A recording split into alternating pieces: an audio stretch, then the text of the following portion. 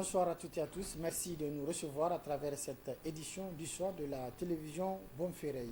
Après 9 mois de mission, œuvre au Bénin et au Niger, les interventions du KFW à travers l'UNICEF seront évaluées au cours d'un atelier qui a regroupé depuis ce matin les participants du Bénin et du Niger. Ce projet estime à environ 24 millions de dollars a permis d'aider les impacts des maladies transmissibles de la santé communautaire.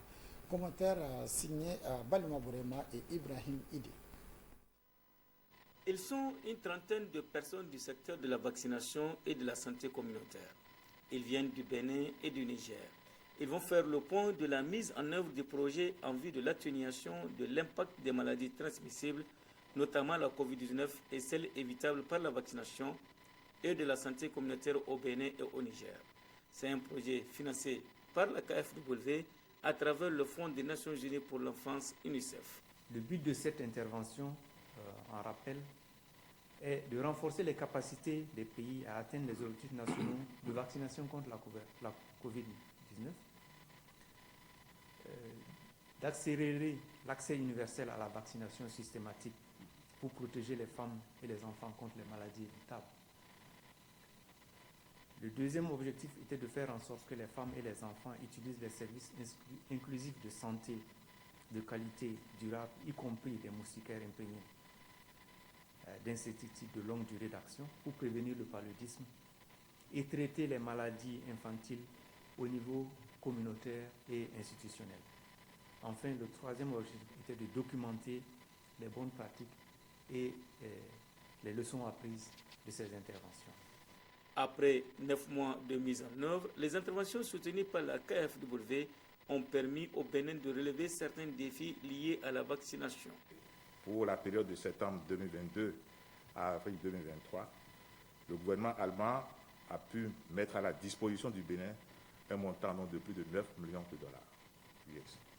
Et ce soutien nous a permis de faire plusieurs réalisations, au nombre desquelles on peut citer l'acquisition de véhicules et de motos pour assurer la logistique vaccinale, renforcer la supervision des acteurs et soutenir la mise en œuvre des stratégies avancées, l'acquisition d'équipements pour renforcer la communication et l'engagement communautaire, l'appui à la lutte contre le paludisme à travers l'acquisition de moustiquaires imprégnés d'insecticides à longue durée d'action, l'appui au renforcement de la capacité des acteurs, des agents de santé communautaire pour améliorer la demande à la vaccination. Tout en saluant les interventions de la République fédérale d'Allemagne, le ministre nigérien de la Santé publique, de la population et de l'action sociale a indiqué que ce projet a été un soutien pour le Niger dans la lutte contre la COVID-19. Dans le cadre du soutien à la vaccination COVID-19, nous avons bénéficié d'un don de 15 millions de dollars américains de la KFW à travers l'UNICEF pour renforcer le système de santé à tous les niveaux de la pyramide sanitaire avec un changement de comportement social à travers l'amélioration de l'accès de population aux services de vaccination de routine et de la couverture vaccinale contre la COVID avec un meilleur accès aux enfants n'ayant reçu aucune dose et aux communautés mal desservies au niveau national. 5 jours durant, les participants vont évaluer les impacts des interventions de la KFW à travers l'UNICEF dans les deux pays. Une évaluation qui va permettre aussi de faire des projections pour une lutte commune en vue de l'amélioration de la vaccination et de la santé communautaire. Et puis les experts de plusieurs pays se sont retrouvés depuis ce matin à Niamey pour le pré-forum des prévisions saisonnières et des préoccupations des caractéristiques agro-hydroclimatiques. Et c'est là en prélude au forum du 28 avril prochain. Plus de précisions dans ce compte rendu. Des experts climatologues, agrométéorologues et hydrologues sont à Niamey autour du pré-forum des prévisions saisonnières des précipitations et des caractéristiques agro-hydroclimatiques de la saison hivernage 2023 pour les zones sahéliennes et soudaniennes. L'occasion pour les responsables des institutions Agrimet et ACMAD de relever le caractère important de cette rencontre ainsi que certains mécanismes à prendre pour relever les défis. Cette phase relève d'une importance capitale car c'est d'elle que dépend la qualité des prévisions qui seront diffusées au cours de cette année. Tous les 17 pays de l'espace SILS, CEDEAO et des organismes de bassin de notre région participent à la présente édition, ce qui témoigne de l'intérêt particulier que notre espace sahélien et ouest-africain accorde à ces prévisions agro-hydrométéorologiques, en particulier en cette veille de la saison des pluies, où les acteurs attendent avec optimisme, mais aussi avec angoisse, les résultats de ces prévisions. Le premier défi que nous avons, c'est d'aller au niveau local avec nos prévisions, avoir la prévision saisonnière sur la bande. Il nous est de plus en plus demandé de regarder le Sahel large du Cap à Djibouti, au niveau continental. Il y a la prévision au niveau de la zone CEDEAO, mais nous devons faire en sorte que nos prévisions nationales et locales soient aussi disponibles là où il faut. Le représentant du ministre des Transports dans son intervention tenue pour la circonstance a retracé la substance de la rencontre. Au cours de ce pré-forum, d'effectuer l'évaluation des paramètres de la saison écoulée dans vos pays respectifs, de mener des recherches minutieuses des uns des prédicteurs qui auraient de très bonnes corrélations avec les éléments climatiques prévus, ça veut dire les prédicteurs, si ce n'est déjà fait, et aussi donner l'attention nécessaire à l'examen et à l'analyse des prévisions des autres grands centres mondiaux pour chercher la convergence nécessaire et élaborer les avis et conseils qui doivent être l'émanation des résultats des prévisions obtenues pour la saison 2023. Au cours de cette réunion, les experts venus de plusieurs pays auront à élaborer des prévisions de qualité afin de relever les défis. Le forum de Niamey est prévu le 28 avril prochain.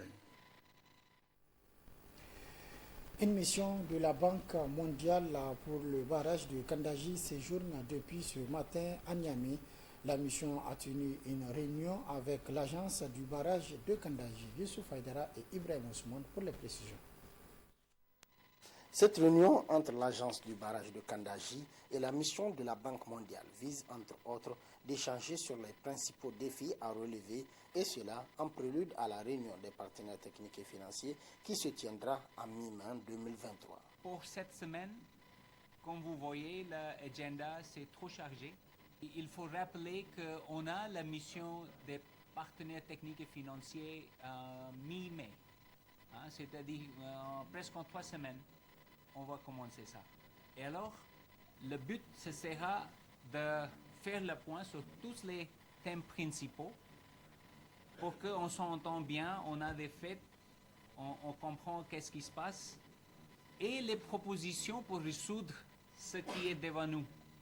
Le secrétaire général de l'agence du barrage de Kandaji, assurant l'intérimaire du directeur général, a salué la venue de la mission de la Banque mondiale et fonde l'espoir qu'elle sera une opportunité pour affiner les réflexions. Vous êtes là pour une semaine de travail. Vous avez proposé un agenda que nous avons déjà accepté. Nous allons revenir sur l'agenda pour dire ne serait-ce que les grandes lignes et puis discuter un peu de la procédure de discussion, surtout d'aujourd'hui, et puis qui vont nous faciliter le travail pour les jours à venir. Donc, sur ce, en tout cas, je vous souhaite un bon séjour au Niger et plein succès dans les travaux. La Banque mondiale est le partenaire direct de l'agence du barrage de Kandaji. Et la mission qui est à Niamey séjournera pour une période d'1 semaine, période durant laquelle sera effectuée une visite terrain sur le site du barrage de Kandaji.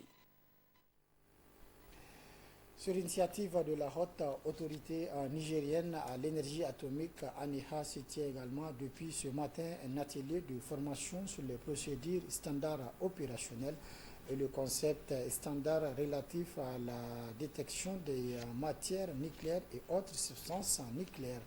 L'atelier qui a regroupé plusieurs participants a été ouvert par le premier responsable de l'ANEHA. D'autres précisions avec Achatou Mohamed. Intervenu dans un contexte d'insécurité animé par du terrorisme et de criminalité, cet atelier national de formation sur les procédures standards opérationnelles et le concept des opérations relatives à la détection des matières nucléaires et autres substances radioactives fait suite à un mémorandum signé entre le Niger et les États-Unis d'Amérique à travers l'Office de lutte contre le contrebande des matières nucléaires NSDD du département d'énergie. Ce MOU vise à renforcer la coopération d'assistance du NSDD au profit de notre pays à travers l'organe de coordination qui est la HANEA, dans le but d'améliorer la capacité de l'architecture de détection nucléaire du Niger. Il s'agit de détecter et d'interdire les trafics illicites des matières nucléaires spéciales et des autres substances radioactives. Cette coopération se traduit par la livraison et les essais d'équipements, la livraison de pièces de réchange, la formation des acteurs, mais aussi d'autres actions de coopération qui amélioreront la capacité et l'architecture nationale de détection nucléaire. Répondu présent, ces agents de forces de défense et de sécurité au plus haut niveau vont se familiariser à plusieurs techniques grâce à ces experts américains. Aux participants d'apprendre comment développer les SOPS et les CNOPS en matière de détection. Il permettra ainsi de passer en revue les rôles et les responsabilités des structures opérationnelles et des organes de coordination. Aussi, à travers cet atelier de formation, vous aurez à examiner les exemples de procédures standards opérationnelles, SOPS, et les concepts des opérations CNOPS pour faciliter le développement de ces documents au niveau national. Les experts du NSDD, ici présents, partageront avec vous leur expérience et les bonnes pratiques en la matière. Après avoir sillonné quelques postes frontaliers du pays, l'accord qui lie la haute autorité nigérienne à l'énergie atomique HANEA et l'Office de lutte contre le contrebande des matières nucléaires du département d'énergie des États-Unis d'Amérique résulteront d'autres activités, à l'exemple de ce présent atelier de 4 jours visant à lutter efficacement contre l'insécurité. Ouverture ce matin de la réunion annuelle des cadres du ministère en charge de la jeunesse et des sports pour une durée de 3 jours. Objectif de cette rencontre, discuter avec les responsables de l'administration centrale sur le fonctionnement des services et trouver des propositions capables de relever les défis du secteur. D'autres détails avec Ousseina Hassoumi. Convaincus que l'administration est le moteur de tout développement, les cadres du ministère de la Jeunesse et du Sport, venus des 8 régions du pays, sont réunis à travers cette rencontre annuelle afin d'échanger sur les problèmes et défis qui relèvent du fonctionnement des services de leur secteur. L'administration, c'est l'organisation et le fonctionnement de l'État, du sommet à la base à travers ses démembrements. Une administration s'apprécie par la qualité des cadres chargés de l'animer à travers leurs compétences, leur dynamisme et leur efficacité, ce qui pose du coup la problématique de la formation à travers la mission et le rôle qui leur sont dévolus. C'est là assurément l'importance capitale de la présente rencontre, dont l'issue des travaux permettra au cadre de pouvoir s'assumer pleinement. Pour le premier responsable du ministère de tutelle, Sékou Doro Bourema, cette initiative est salutaire car elle permettra de connaître le soutien et l'assistance dont les jeunes ont besoin pour apporter leur pierre à l'édification de la société. Face à ces questionnements, le ministère de la Jeunesse et du Sport a une responsabilité irremplaçable d'évaluation de la situation des jeunes, de l'état de leurs droits, d'incitation des autres administrations pour qu'elles prennent mieux en compte la situation des jeunes. C'est pourquoi les présentes assises des agents du ministère de la Jeunesse et du Sport sont placés sous le thème « Rôle et responsabilité de l'agent du ministère de la Jeunesse et du Sport dans la mise en œuvre des politiques et programmes de l'État ». Au Niger, avec une population jeune de plus de 70%, les jeunes représentent un potentiel humain important et incontournable pour son développement et les autorités en sont convaincues.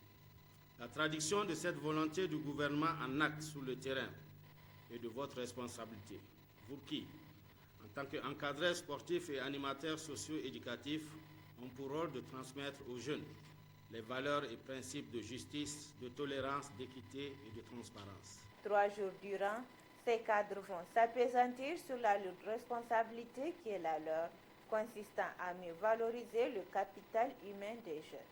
Des exposés sur le programme de pilotage et du sport seront présentés et des recommandations s'en suivront en vue de trouver des solutions idoines sur les difficultés qui assaillent le secteur de la jeunesse et du sport pour un meilleur fonctionnement de ces derniers. Autre aspect de cette édition, en prélude au forum des investisseurs chinois au Niger qui aura lieu demain, Inch'Allah, une délégation des investisseurs chinois dont certains ont une expérience en Afrique a effectué une visite à l'agence nigérienne pour la promotion des investissements privés et du projet stratégique. Retrouvons Hussein Assoumi et Omar Boukari pour le compte rendu. Avoir une idée générale de l'Agence nigérienne pour la promotion des investissements privés et des projets stratégiques ANPIPS, sa politique d'investissement et sa gestion du partenariat, c'est le motif assigné à cette rencontre de ce groupe d'investisseurs chinois au sein de cette institution. Ils sont venus nous rendre une visite de courtoisie pour savoir en tout cas les missions de l'ANPIPS, qu'est-ce qu'ils peuvent attendre de l'ANPIPS et comment est-ce qu'on peut travailler pour qu'ils puissent réaliser des projets au Niger. Et ils sont venus au Niger dans le cadre d'un forum des investisseurs chinois au Niger qui se déroulera demain. Et à ce niveau, ils sont venus s'enquérir, un peu avoir une idée du climat des affaires au Niger, et quelles sont les opportunités d'affaires et comment est-ce que, en tout cas, le Niger assure la sécurité aux investisseurs. Donc on a eu des échanges francs, on leur a expliqué toutes les procédures, on les a expliqué en tout cas les lois et règlements qui régissent la procédure et le cadre d'investissement au Niger. Et qu'au Niger, en tout cas, ils sont la bienvenue si c'est pour réaliser des projets d'investissement. Regroupés au sein de l'Association des sociétés chinoises au Niger avec 3000 membres, dont 90% sont du secteur privé, cette visite d'échange à l'ANPIPS fut une véritable satisfaction pour ces investisseurs chinois. Nous sommes très contents. Toute la délégation, nous sommes très contents parce que le TG est appliqué le bien, c'est pour la politique de gouvernement et les experts, beaucoup d'investisseurs viennent et investissement, c'est pour ce pays. Nous sommes très contents parce que pour la chinois société, nous aussi cherchons la chance pour l'investissement.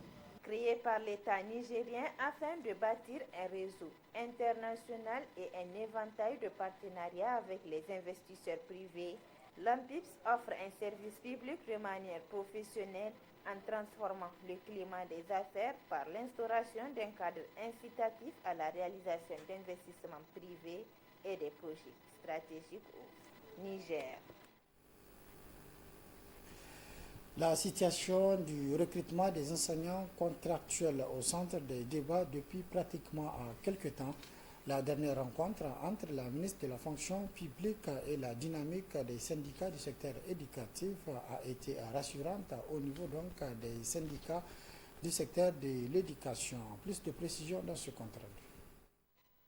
La question du recrutement des enseignants contractuels à la fonction publique, une des préoccupations majeures des structures syndicales regroupées au sein des cadres et regroupements du secteur éducatif. Dans la dynamique de répondre à cette préoccupation des enseignants, la ministre en charge de la fonction publique a rencontré le 7 avril dernier la dynamique sur la question. Une rencontre au cours de laquelle les partis ont étalé la situation des conclusions sur les candidats sélectionnés. Après les travaux de la commission de sélection définitive, Il y a également eu des dossiers qui ont été rejetés, qui sont au nombre donc de 194. Et il y a également 165 places qui n'ont pas été occupées. Donc au total, je crois bien ça doit être, les sélectionnés doivent être donc dans les 1780 et quelques.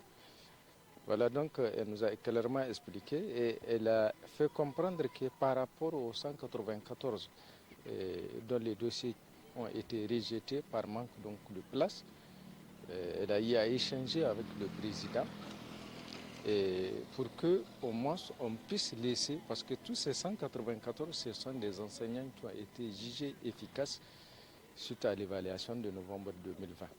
Et je crois bien que le président a accepté le principe parce qu'elle avait promis de faire sortir l'arrêté de sélection définitive. Heureusement, elle l'a fait, mais malheureusement pour les 194, ce n'est pas sorti. Et elle nous a expliqué les raisons. Donc, ça veut dire pour les 194, dans les jours à venir, nous espérons en tout cas que c'est pour l'arrêté donc additif pour les 194 vont sortir.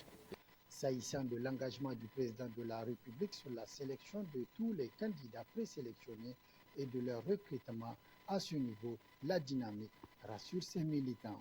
La veille de la sortie donc, de l'arrêté, nous avons eu des échanges avec la dame. Elle a écrit et c'est vrai, elle a eu l'accord donc, du président. Mais vous savez, l'administration telle qu'elle est, donc souvent il y a cette lenteur administrative. Et c'est ce que je disais tout à l'heure, nous espérons en tout cas la sortie de l'arrêté dans les jours à venir pour que nos camarades, les 194, c'est les 194 pour qu'ils puissent en tout cas avoir l'esprit tranquille et puis fêter comme les autres l'ont fait à la sortie donc de l'arrêté de la sélection définitive.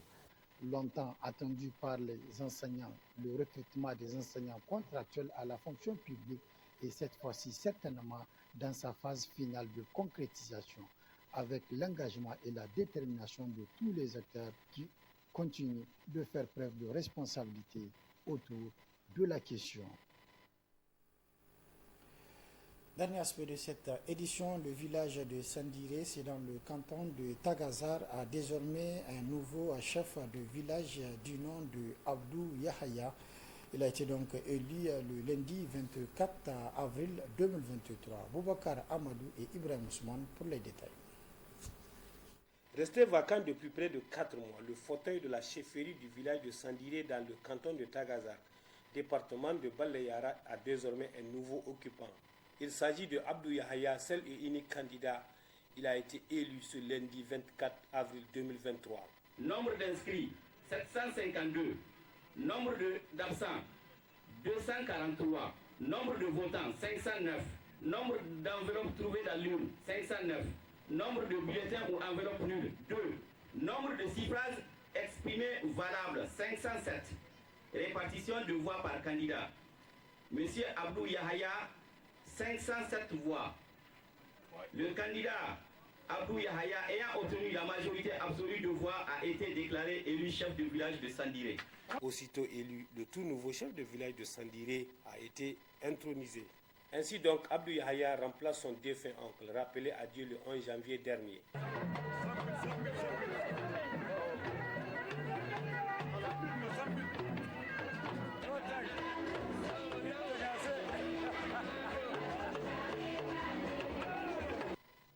Concernant Abdou lui-même, il faut savoir qu'il est né vers 1953 ici, à Sandiré. Il fut l'un des premiers élèves de l'école primaire de Sandiré de 1959 à 1965 pour obtenir le certificat d'études primaires élémentaires qui était appelé à l'époque CEPE. Il fut aussi l'un des premiers élèves du CEJ de Filengue. De 1965 à 1969, il obtint le BEPC.